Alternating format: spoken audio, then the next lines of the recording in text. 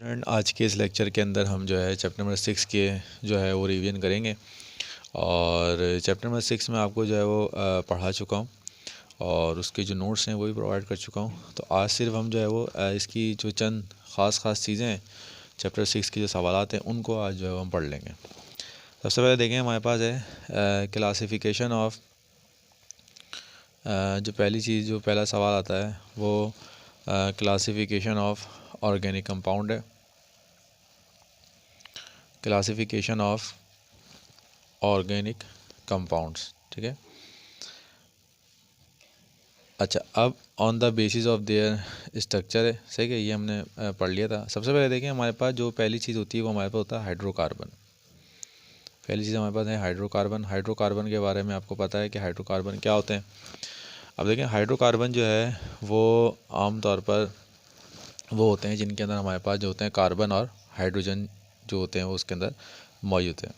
अभी जो हाइड्रोकार्बन है वो हमारे पास जो है वो दो कैटेगरी अंदर कन्वर्ट हैं। एक आपके पास जो है वो ओपन चेन है, ठीक है, और दूसरे हमारे पास जो होते हैं, हमारे पास क्या होते हैं, क्लोज चेन होते हैं, ठीक है। इसको हम क्लोज चेन कहते हैं। अच्छा, ये जो ओपन चेन होते हैं इनको हम जो है वो आमतौर पर ए साइक्लिक कहते हैं, यानी जिनमें साइकिल ना हो, और या इनको हम जो है वो एलिफैटिक कंपाउंड जो है वो हम इनको कहते हैं, ठीक है। और जो क्लोज्ड हैं इनको जो है वो हम साइक्लिक कंपाउंड भी जो है वो कहते हैं, ठीक है। अब देखें, जो ओपन कंपाउंड है इनकी जो डेफिनेशन है वो हम जो है पढ़ चुके हैं। आमतौर पर हमारे पास जो है तो सबसे पहले हमारे पास जो है वो ये है कि ओपन कंपाउंड जो होते हैं वो हमारे पास, ओपन चेन जो कंपाउंड होते हैं ये वो कंपाउंड होते हैं जिनके अंदर ओपन चेन स्ट्रक्चर होते हैं। जैसे मिसाल के तौर पर अगर हम देखें, ऐसे ये CH3, CH2, CH2 और CH3, ये वो कंपाउंड है जो हमारे पास क्या है, स्ट्रेट चेन कंपाउंड है। और इनके अंदर जो आपके पास कार्बन के एटम है वो ओपन चेन होंगे, मतलब लॉन्ग चेन आपके पास कार्बन मौजूद है। तो इनको हम कहते हैं कि हमारे पास जो है वो ओपन चेन जो है वो कंपाउंड है, ठीक है। और इनको जो है वो हम एलिफैटिक कंपाउंड्स भी कहते हैं, ठीक है। इसके बाद जो दूसरी कैटेगरी है वो हमारे क्लोज चेन की है। क्लोज चेन में होगा कि हमारे पास जो कार्बन के एटम होंगे वो रिंग्स के अंदर जो होंगे वो मौजूद होंगे, ठीक है। अच्छा, इसके बाद हमारे पास जो था वो इसके बाद जो था हमारे पास क्लोज चेन था। क्लोज चेन में भी हमारे पास दो कैटेगरी थी। एक हमारे पास था होमोसाइक्लिक, ठीक है, और दूसरा हमारे पास था हीटेरोसाइक्लिक, ठीक है। एक था होमोसाइक्लिक और एक था हमारे पास हीटेरोसाइक्लिक। अब देखो, होमोसाइक्लिक जो है वो कंपाउंड थे, या इनको हम कार्बोसाइक्लिक भी कहते हैं। ये आमतौर पर वो कंपाउंड होते हैं जिनके अंदर जो एक तो ये क्लोज्ड हो और दूसरा इनके अंदर सिर्फ जो है वो कार्बन के एटम हो, यानी ये रिंग में तो हैं लेकिन इनके रिंग में जो है वो सिर्फ हमारे पास क्या हो, कार्बन के ही एटम उनके अंदर क्या हो, मौजूद हो। तो इनको हम कहते हैं कि ये हमारे पास जो है वो होमोसाइक्लिक है या फिर क्या है, कार्बोसाइक्लिक है, ठीक है। इसकी डेफिनेशन भी आपको बता चुका हूँ।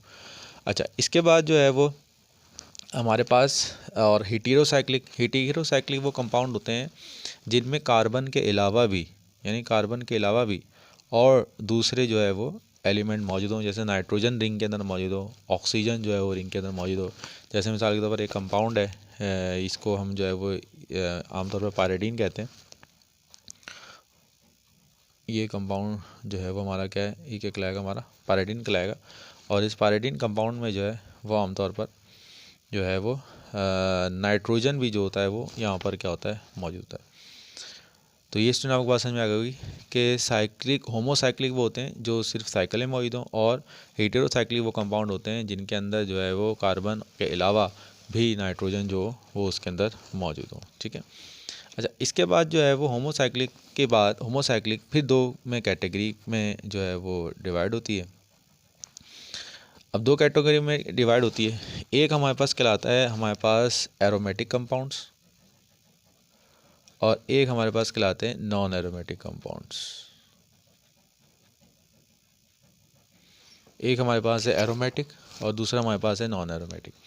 अब एरोमेटिक्स के बारे में याद रखिएगा। सबसे पहले याद रखें इसकी एक मुख्तसर सी डेफिनेशन है एरोमेटिक के। हमारे पास जो पहले कंपाउंड होते थे उनको हम जो है वो डिवाइड करते थे कि जिनमें खुशबू आ रही हो, एरोमा, तो उनको हम एरोमेटिक कहते थे, और जिनमें खुशबू नहीं आती थी तो उनको हम कहते थे नॉन एरोमेटिक।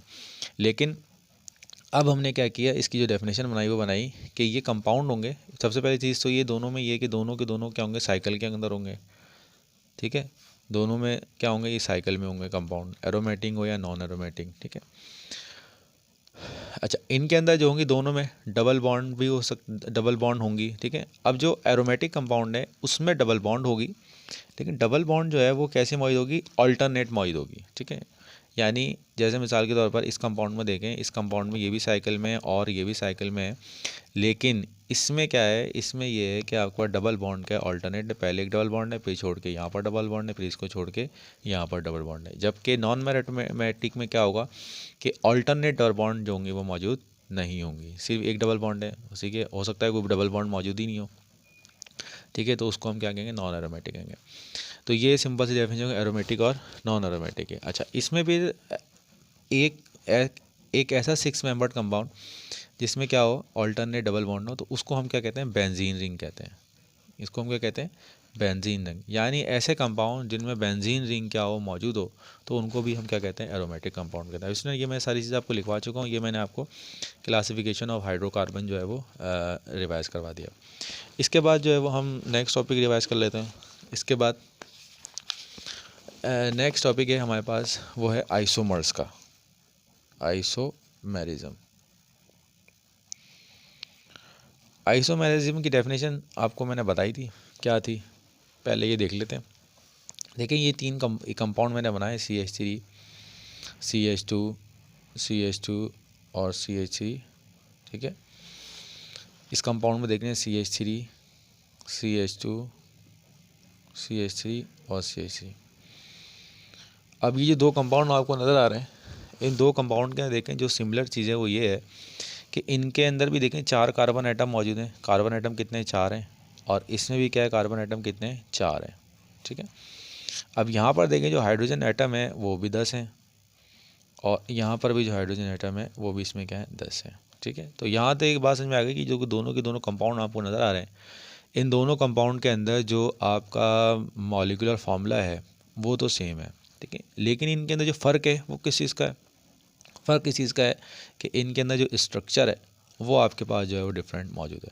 तो आइसोमेरिज्म की डेफिनेशन ये होती है, वो कंपाउंड होते हैं जिनका हैविंग सेम मॉलिक्यूलर फार्मूला। ठीक है, इनका मॉलिक्यूलर फार्मूला क्या होगा, सेम होगा, लेकिन बट डिफरेंट स्ट्रक्चर फार्मूला, लेकिन इनका जो स्ट्रक्चर फार्मूला होगा, यानी इनका स्ट्रक्चर जो होगा वो आपके पास क्या होगा, डिफरेंट होगा। ठीक है, अच्छा अब इसमें देखें, ये कंपाउंड आपको नज़र आ रहा है, इसमें देख लीजिए ये कंपाउंड है, यहाँ आप देख लीजिए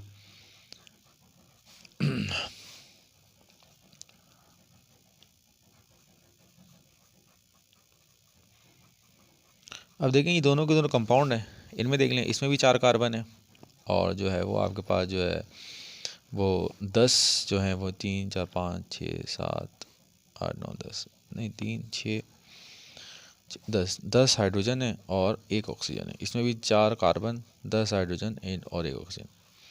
अब देखें इन तमाम में देखें ये दोनों कंपाउंड जो आपको नज़र आ रहे हैं, इन दोनों कंपाउंड में देखें फ़र्क किस चीज़ का है कि यहाँ पर जो फंक्शनल ग्रुप है वो फंक्शनल ग्रुप दूसरे कार्बन पर है, और यहाँ जो फंक्शनल ग्रुप है वो कौन से कार्बन पर है, वो पहले कार्बन पर है।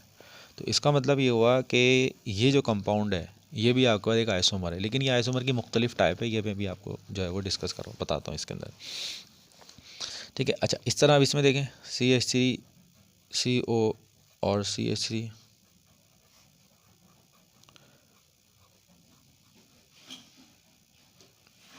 अब इस कंपाउंड को देखें, अब इस कंपाउंड में देखें यहाँ पर भी आपका 3 कार्बन है और जो है वो 6 हाइड्रोजन और 1 ऑक्सीजन। 3 कार्बन है, 6 हाइड्रोजन है और 1 ऑक्सीजन। लेकिन इन दोनों में जो फ़र्क है वो किस चीज़ का फ़र्क है, इन दोनों में जो फ़र्क है वो किस चीज़ का है कि इसमें जो फंक्शनल ग्रुप है वो कीटोन है, और इसमें जो फंक्शनल ग्रुप है वो हमारे पास क्या है, एल्डिहाइड है। ठीक है, यहाँ तक बात समझ में। तो इस तरह स्टूडेंट आपको समझ में आ गया होगा कि हमारे पास जो आइसोमर्स होते हैं वो ये होते हैं, इनका मॉलिक्यूलर फार्मूला सेम होता है, लेकिन जो है उनके अंदर स्ट्रक्चर होता है उसके अंदर फ़र्क होता है। ठीक है, स्ट्रक्चर का डिफरेंस वो मुख्तलिफ वजहों से हो सकता है। अब उन वजहों को हम डिस्कस करेंगे। सबसे पहले देखिए, हमारे पास जो पहला आइसोमर है उस आइसोमर को हम कहते हैं चेन आइसोमेरिज्म। इनको हम क्या कहते हैं? Chain isomerism.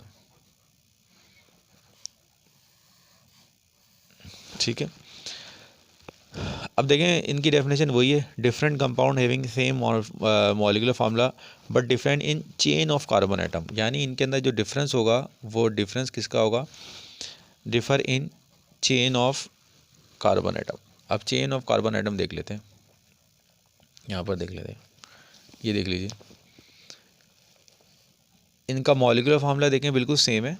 ठीक है, लेकिन इनमें फ़र्क क्या है कि जो कार्बन एटम की चेन है ना, उनमें फ़र्क है। यानी देखें यहाँ चेन जो है बिल्कुल आपको स्ट्रेट नज़र आ रही है, और यहाँ चेन जो है वो आपके पास क्या है? यहाँ चेन जो है वो आपके पास जो है वो ये ब्रांचिंग में मौजूद है। यानी इस चेन में 3 कार्बन है, यानी पेरेंट चेन में 3 कार्बन है, और इस पेरेंट चेन में आपके पास जो है वो 4 कार्बन है।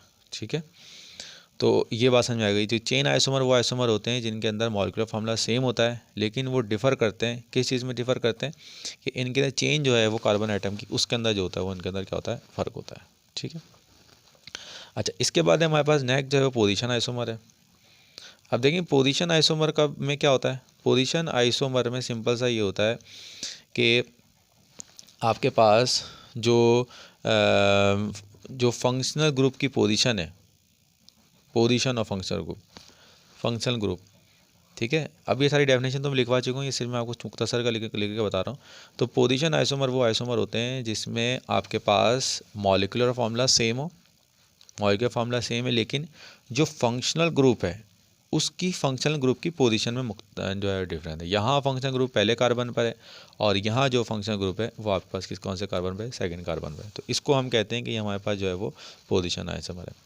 अच्छा, इसके बाद देखें सेकंड जो है वो हमारे पास है फंक्शनल ग्रुप आइसोमेरिज्म।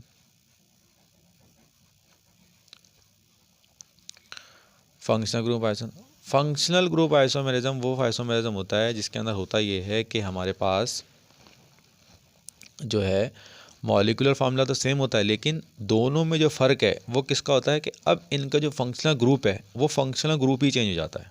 ठीक है, पोजीशन में क्या फ़र्क था? देखें इसके अंदर फंक्शनल ग्रुप तो सेम था, यहाँ पर भी अल्कोहलिक फंक्शनल ग्रुप है, यहाँ पर भी अल्कोहलिक फंक्शनल ग्रुप है, यहाँ अल्कोहलिक फंक्शनल ग्रुप है, यहाँ अल्कोहलिक फंक्शनल ग्रुप है। लेकिन यहाँ पर क्या है? यहाँ पर जो है बिल्कुल फंक्शनल ग्रुप ही चेंज हो चुका है। मतलब यहाँ पर आपको कीटोन नज़र आ रहा है और यहाँ आपको एल्डिहाइड नज़र आ रहा है, लेकिन इनका जो मॉलिक्यूलर फार्मूला है वो बिल्कुल इसके अंदर क्या है? सेम है। तो फंक्शनल ग्रुप आइसोमर में आपको समझ में आ गया। फंक्शनल ग्रुप आइसोमर में क्या होता है कि आपके पास जो कंपाउंड होता है इसका मॉलिक्यूलर फार्मूला सेम होता है, लेकिन उनके अंदर जो होता है डिफरेंट जो होता है वो फंक्शनल ग्रुप आपके पास क्या होते हैं? मौजूद होते हैं। डिफरेंट फंक्शनल ग्रुप क्या होते हैं? मौजूद हैं। जैसे ये मैंने आपको एग्जांपल बता दिया। इसके बाद लास्ट है वो है हमारे पास मेटामेरिज्म। मेटामेरिज्म में ये होता है सिंपल सा कि मेटामेरिज्म में ये होता है कि हमारे पास जो भी कंपाउंड होते हैं उनके अंदर जो फ़र्क होता है वो किस चीज़ का फ़र्क होता है? वो अल्काइल ग्रुप की पोजीशन का फ़र्क होता है।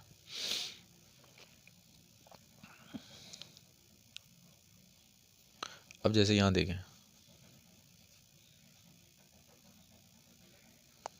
अब देखें इस पूरे कंपाउंड में जो है 4 कार्बन है। ठीक है, ये ईथर फंक्शनल ग्रुप है। इसमें देखें 2 अल्काइल कार्बन यहाँ पर आ गए और 2 कार्बन यहाँ पर आ गए। अब इसमें देखें 1 कार्बन यहाँ पर है और 3 कार्बन जो है वो आपके क्या है? यहाँ पर मौजूद है। तो इनमें सिर्फ क्या है जो है वो फ़र्क सिर्फ किस चीज़ का होता है? फ़र्क इस चीज़ का होता है कि इनमें जो है वो अल्काइल जो चेन होती है उन अल्काइल चेन की जो है वो फ़र्क उनके अंदर मौजूद है। ठीक है, तो ये हमारे पास जो था वो आइसोमेरिज्म वाला जो था वो टॉपिक था, ये मैंने आपको इसके अंदर बता दिया। ठीक है, अच्छा, इसके बाद देखें जो नेक्स्ट टॉपिक है हमारे पास आइसोमेरिज्म के बाद जो हमारे पास नेक्स्ट टॉपिक है वो हमारे पास है पॉलीमराइजेशन का। ठीक है, पॉलीमराइजेशन की मैंने आपको डेफिनेशन बताई हुई है। ठीक है, ये डेफिनेशन सारी मैं लिखवा चुका हूँ, वो वीडियो जो मेरी मौजूद है उसमें सारी मौजूद है, ये सिर्फ मैं आपको रिवीजन के लिए बता रहा हूँ। पॉलीमराइजेशन ये होती है कि इसके अंदर जो होता है ये है कि पॉलीमराइजेशन में छोटे छोटे यूनिट ठीक है। पॉली का मतलब होता है बहुत सारे, और मर्स का मतलब क्या होता है, यूनिट। तो पॉलीमराइजेशन क्या है कि बुनियादी तौर पर छोटे छोटे जो यूनिट्स हैं, छोटे छोटे जो यूनिट्स हैं उनका टूटना, और टूट के एक साथ, यानी छोटे छोटे यूनिट का क्या आना, यानी ये इथीन है, इसकी बॉन्ड टूटेगी, और बॉन्ड टूटने के बाद आपको पता है कि भाई यहाँ पर क्या होगा, एक बॉन्ड वैकेंसी खाली हो जाएगी। तो इस वैकेंसी को कौन पूरा करेगा, बिल्कुल बराबर में एक ऐसा ही जो यूनिट होगा वो यहाँ पर आके क्या हो जाएगा, अटैच हो जाएगा। फिर इसके बराबर में क्या होगा, एक और आके अटैच हो जाएगा, ठीक है। फिर इसके बराबर में एक और आके अटैच हो जाएगा। तो इस प्रोसेस को हम क्या कहते हैं, इस प्रोसेस को हम कहते हैं कि ये हमारे पास क्या कहलाती है, पॉलीमराइजेशन कहलाती है। पॉलीमराइजेशन में क्या होता है कि छोटे पॉली मतलब बहुत सारे, मर्ज यूनिट, यानी छोटे छोटे यूनिट जो होते हैं वो मिलके कंबाइन होकर एक बड़ा मॉलिक्यूल बना लेते हैं। तो उसको हम क्या कहते हैं, ये हमारे पास जो है वो पॉलीमर कहलाते हैं। अब पॉलीमर जो होते हैं वो दो किस्म के हैं। पॉलीमराइजेशन की टाइप जो है दो किस्म की, एक है हमारे पास एडिशन पॉलीमराइजेशन, एक है हमारे पास एडिशन, और एक हमारे पास है कंडेंसेशन। एक हमारे पास एडिशन है और एक हमारे पास क्या है, कंडेंसेशन है।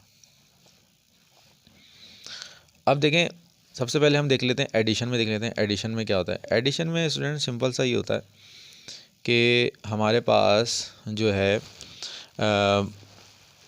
बहुत सारे छोटे छोटे मोनोमर्स सेल्फ कॉम्बिनेशन में जाते हैं। सेल्फ कॉम्बिनेशन जैसे ये इथीन था, ये इथीन के मॉलिक्यूल जो थे वो सेल्फ कॉम्बिनेशन हो, यानी सेल्फ कॉम्बिनेशन मतलब होता है आपस में ही क्या होना शुरू हो गए, ये जुड़ने शुरू हो गए, और जुड़ने शुरू होने के रिज़ल्ट में हमारे पास एक ऐसा कंपाउंड हो गया जिसका मॉलिक्यूलर मास जो था मोनोमर से काफ़ी टाइम ज़्यादा था। यानी अगर फ़र्ज़ करें हमारे पास इसका मॉलिक्यूलर मास जो है वो 14 और ये 12, 24, 28 है।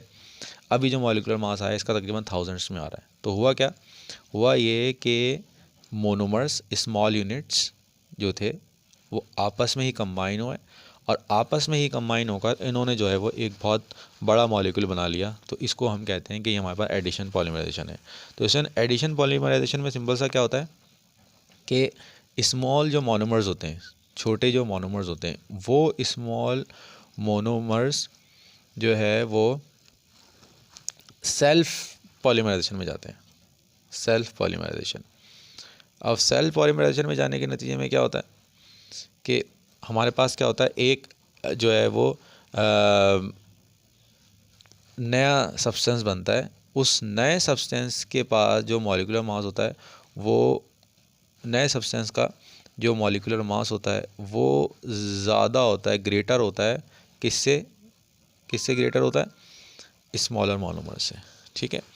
और ये सिंपल सी डेफिनेशन है किसकी, आपकी एडिशन पॉलीमराइजेशन की। अच्छा, इसके बाद हमारे पास है कंडेंसेशन पॉलीमराइजेशन। अब एडिशन में ये होगा कि भाई जो है वो एटम ही आपस में क्या हो रहे हैं, ऐड हो रहे हैं, कोई चीज़ उसमें से निकल नहीं रही।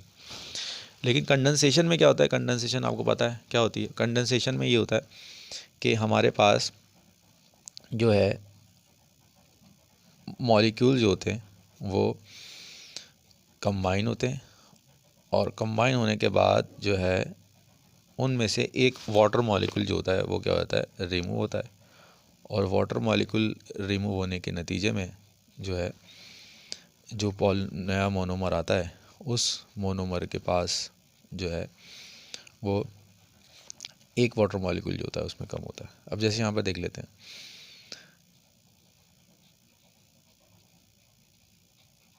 अब इसमें देखें पहली चीज़ कंडेंसेशन पॉलीमराइजेशन की होती है कि इसके अंदर जो है वो आमतौर पर जो है वो दो मुख्तलिफ़ किस्म के मॉलिक्यूल यूज़ होते हैं। देखिए, एक फिनॉल यूज़ हो रहा है और एक आपका जो होता है वो एल्डिहाइड यूज़ हो रहा है। अब इसमें होता ही है कि देखें, ये जो कार्बन है, ये जो कार्बन है इसका हाइड्रोजन, ये दूसरा है इसका हाइड्रोजन, और ये ऑक्सीजन, ये मिलके तो बना लेता है वाटर।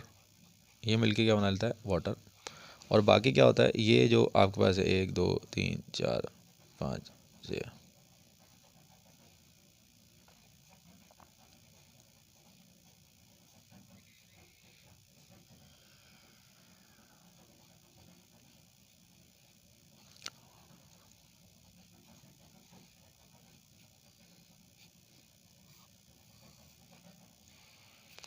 अब देखें ये कार्बन का हाइड्रोजन, ये कार्बन का हाइड्रोजन, ठीक है। अब देखें ये कार्बन का हाइड्रोजन और इस कार्बन का हाइड्रोजन, ये मिलके क्या बना लेते हैं, आपका वाटर बना लेते हैं। और ये यहाँ पर आपकी क्या होती है, बॉन्ड लिंक हो जाती है, ठीक है। ये देखें ये यहाँ पे आके लिंक हो गई, ठीक है। ये कार्बन था, ठीक है, ये कार्बन था, ठीक, ये था। अच्छा अब देखें ये जो हाइड्रोजन निकला, फिर इसी तरह से ये तो इसी तरह से बराबर में ऐसा ही एक यूनिट यहाँ पर भी आके अटैच जाएगा। फिर इसके बाद तो इस तरह करके ये एक बहुत बड़ा जो है वो मॉलिक्यूल बना लेगा। तो इसमें होता ये है कि आपके पास मॉलिक्यूल आपस में कंबाइन होते हैं और वाटर मॉलिक्यूल जो होता है वो एलिमिनेट होता है, इसलिए हम इसको जो है वो कंडेंसेशन पॉलीमराइजेशन भी कहते हैं, ठीक है। अच्छा इसके बाद जो था वो एक छोटा सा टॉपिक और है जो मैंने आपको पहले करवाया हुआ है, वो है आपके पास चैलेंज में, ये यहीं तक रखते हैं। कल जो है इसके अंदर फंक्शनल ग्रुप और होमोलोगस सीरीज़ और जो है जो क्या नाम है फंक्शनल ग्रुप, होमोलोगस और natural sources of organic compound, ये फिर जो हो गया हम वो नेक्स्ट क्लास में कर लेंगे। अच्छा इसके सारे जो भी ये तो मैंने रिवीजन करवाया आपको, इसके जितने भी नोट्स हैं वो मेरी जो वीडियो है चैप्टर 6 के जिसमें सारे लेक्चर हैं डिटेल में मैंने उसको डिस्कस किया है, तो वहाँ से आप जो है वो ले लें। आप अपने नोट्स में से भी याद कर सकते हैं, जो मैंने लिखा है उनमें से भी याद कर दीजिए। ये सिर्फ छोटा सा इससे ये होगा कि आपको जो ये वीडियो देख के आपको 3-4 सवाल जो होंगे, आधे घंटे देखेंगे और 3-4 सवाल जो है वो आपको आसानी से याद हो जाएंगे।